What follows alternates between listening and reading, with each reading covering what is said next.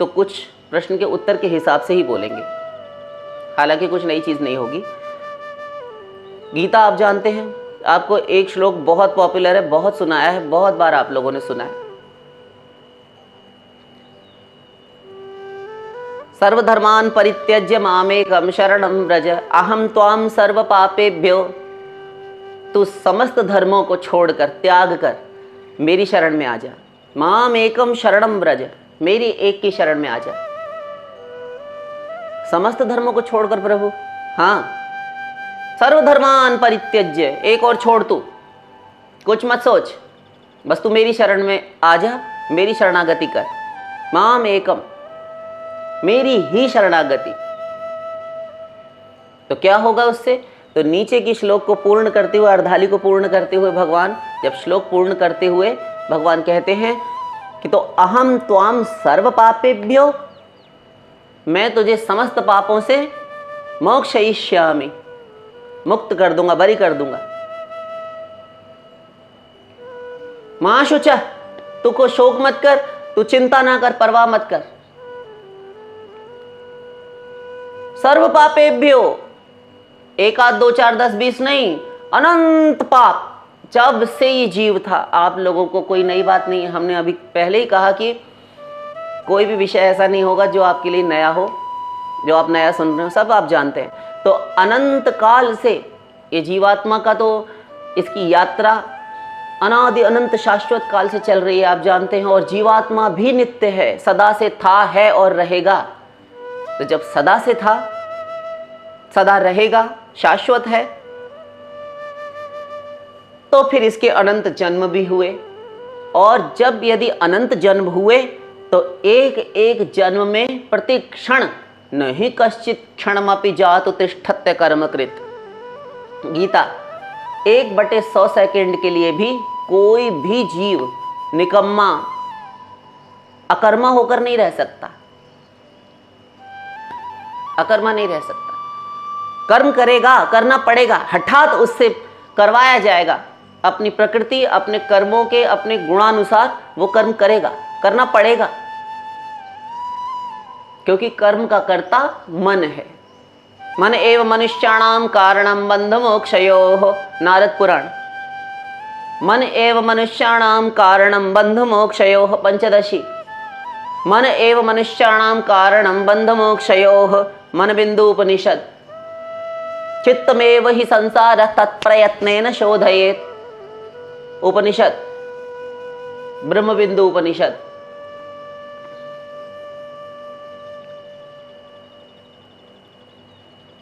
ये सब श्लोक, ये सब मंत्र कह रहे हैं कि मन ही सारे संसार में, इस संसार में बंधन और मोक्ष का कारण है।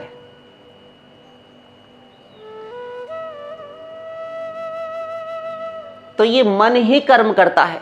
आप सो रहे होते हैं, बहुत सर्दी है, बहुत ठंड लग रही है, आज छुट्टी है, रजाई ओढ़कर सो गए दिन ही में, और रात में तो सोते ही है, कुछ ना करे, लेकिन उसके सारी इंद्रियां अपने कंट्रोल में करके बैठा है। आंख से कुछ नहीं देख रहा, कान बंद हैं, कुछ नहीं सुन रहा, किंतु फिर भी एक बदमाश इंद्रिय है, मन षष्ठ इंद्रियाणि प्रकृतिस्थानि कर्षति।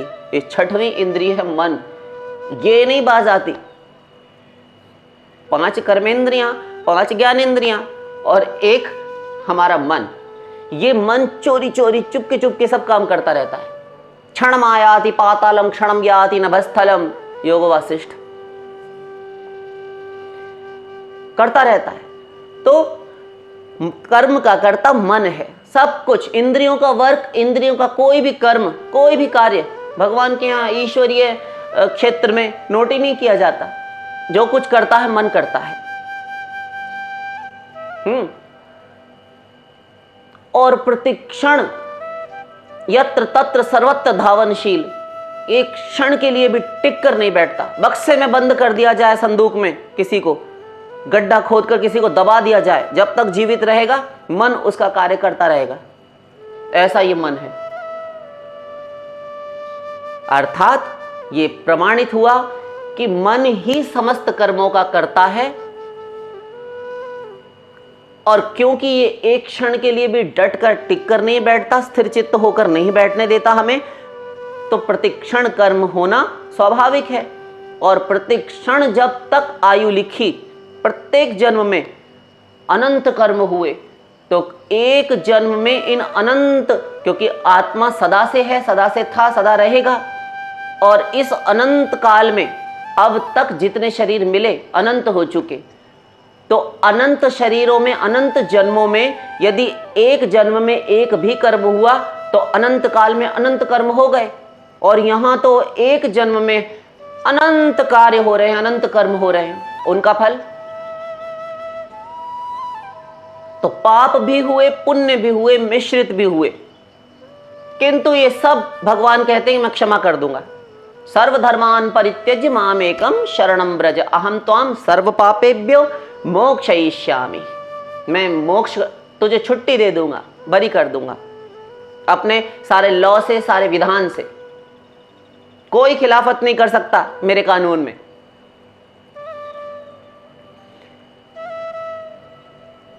तो आपका प्रश्न कि भगवान क्या माफ नहीं करते, क्या कोई ऐसी चीज भी है, ऐसा अपराध, ऐसा गुनाह, ऐसा दोष, ऐसा पाप भी है जो भगवान से असह्य हो, वे क्षमा ना कर सके, ना किया हो, ना करते हो? आपने तो कह दिया कि सब कुछ माफ कर देंगे, भगवान से भी कहलवा दिया कि हम सब माफ कर देंगे। राम भी पीछे नहीं रहे, वही राम वही कृष्ण, एक ही है भगवान। तो रामायण में चले, ज्यों सभीत आवे सरनाई, रखी हूं ताही प्राण की नाई। जो डर कर भी मेरी शरण में आ गया, उसको प्राणों के समान उसकी साथ संभाल करता हूं, मैं सहेज कर रखता हूं उसे। करऊं सदा तिन कर रखवारी, जिमी बालक राखई महतारी। जैसे मां बच्चे की संभाल करती है, ऐसे ही उनकी मैं रखवाली करता हूं। भगवान कह रहे हैं, राम अभी भी चुप नहीं हुए, फिर कह रहे हैं, शरण गए प्रभु ताहु न त्यागा, विश्व द्रोह कृत अघ जेहि लागा। शरण में जाने पर उस शरणागत का त्याग भगवान ने नहीं किया, ऐसे का भी नहीं त्याग किया जिसे समस्त विश्व से, समूचे संसार से द्रोह करने का, संसार द्रोही, जगत द्रोही, विश्वद्रोही का भी भगवान ने उद्धार किया, उसका भी त्याग नहीं किया। कैसा ही पापी हो, सकृदेव प्रपन्नाय तवास्मीति च याचते। तुलसीदास जी की रामायण और ये वाल्मीकि रामायण का श्लोक है, सुंदरकांड।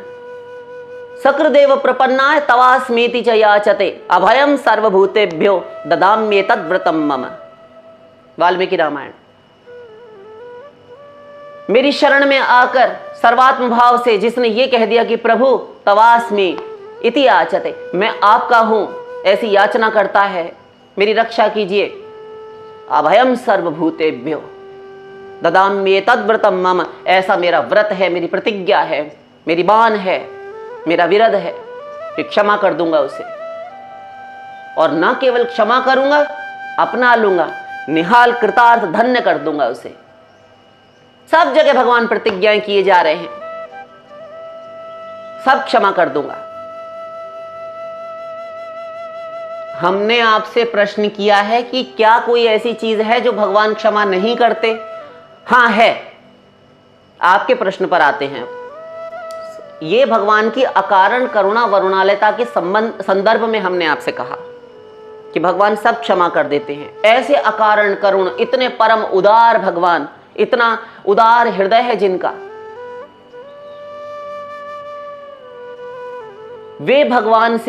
वो भगवान भी एक चीज नहीं सहन कर पाते। उन भगवान से, ऐसे अकारण करुणा वरुणालय प्रभु से भी एक चीज है जो असह्य है, वो नहीं सह पाते। क्या? नाम अपराध, संत अपराध, जन अपराध। ये भगवान कभी क्षमा नहीं करते। संत अपराध क्या होता है? ये नाम अपराध क्या होता है? नाम अपराध 10 प्रकार के होते हैं, आप लोगों को बहुत बार बताए गए हैं, आपने सुने हैं। तो 10 प्रकार के नामापराध, उन्हीं में से है एक गुरु आज्ञा की अवहेलना, उल्लंघन करना, निग्लेक्ट करना। छोड़ो, हम नहीं करेंगे, हमें गुरु ने आज्ञा दी, हमें गुरु ने आज्ञा दी, तुम ये ऐसा ऐसा करके लाना, तुम ये काम करके ले आना, तुम उससे ऐसे कह देना, ये नहीं, ऐसे नहीं, ऐसे होगा। करने चले।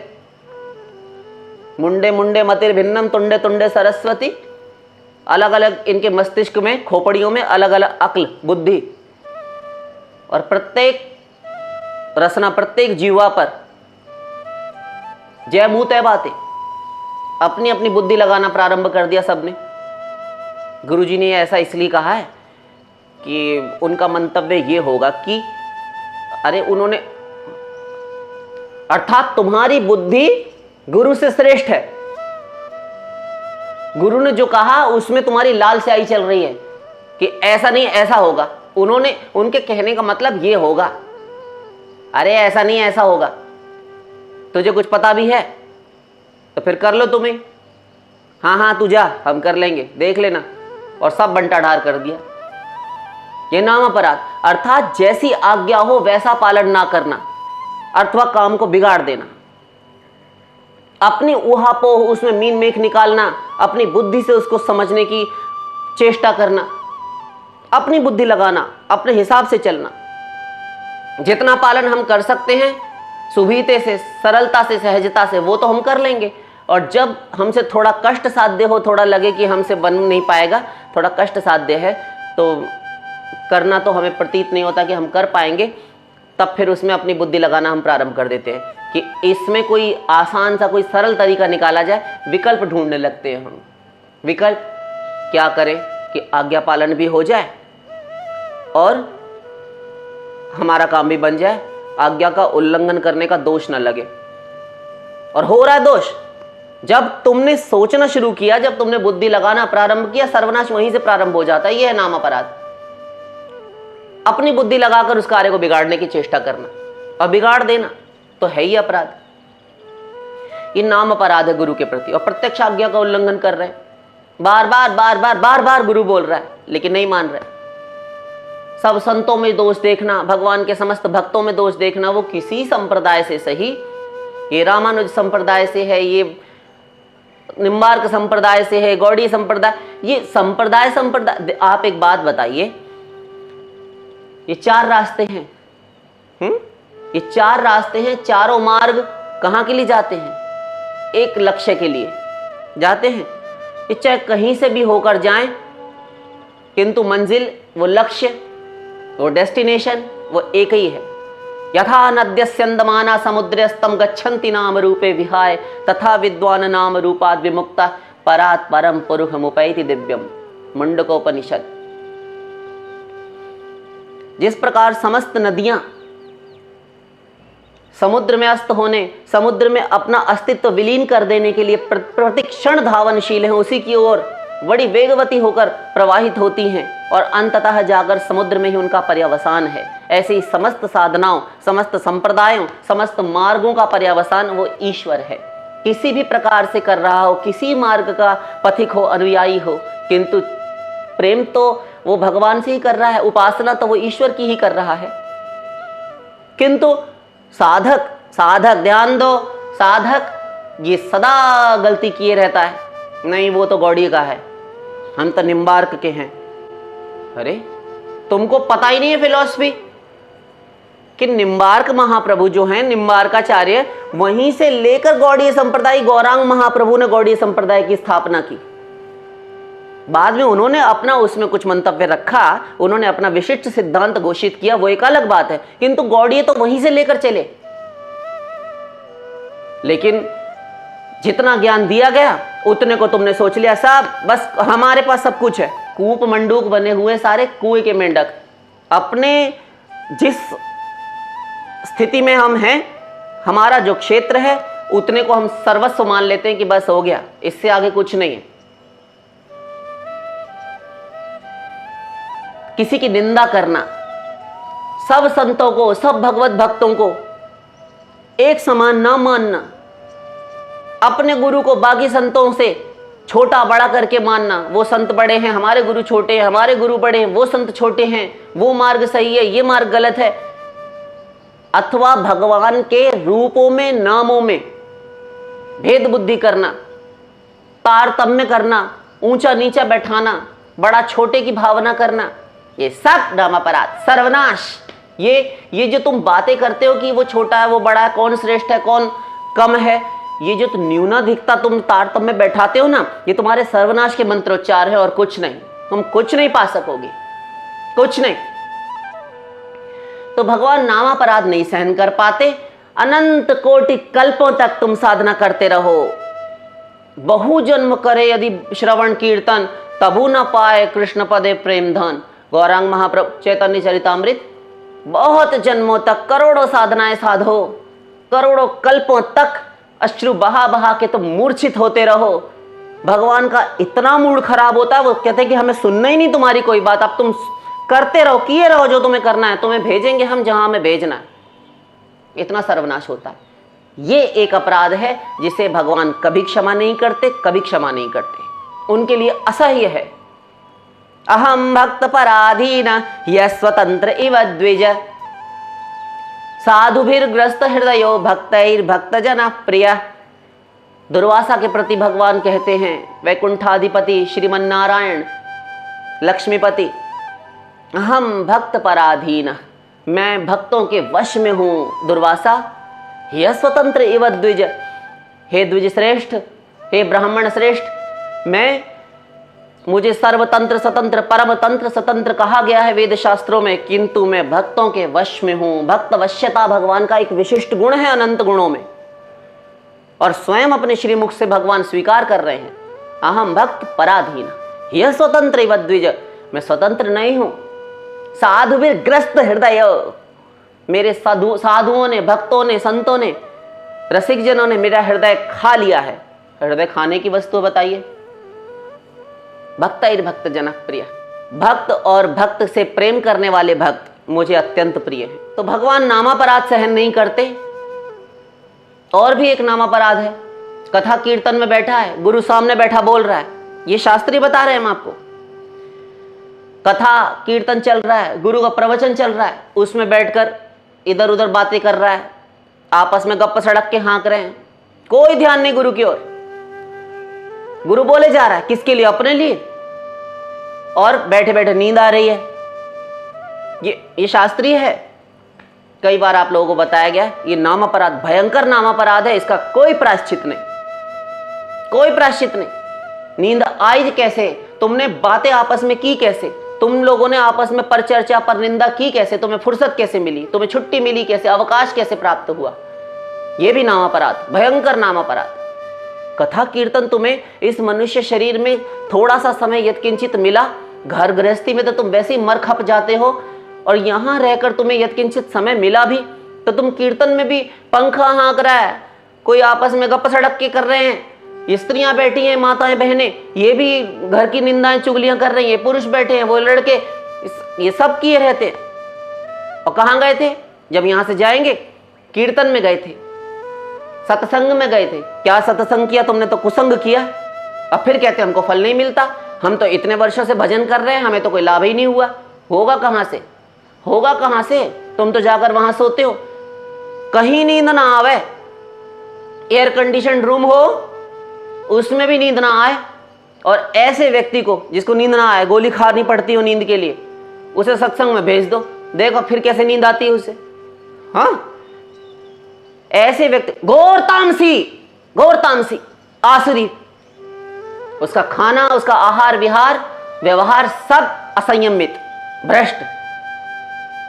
तो भगवान नाम अपराध सहन नहीं करते, उनसे यह बर्दाश्त नहीं होता।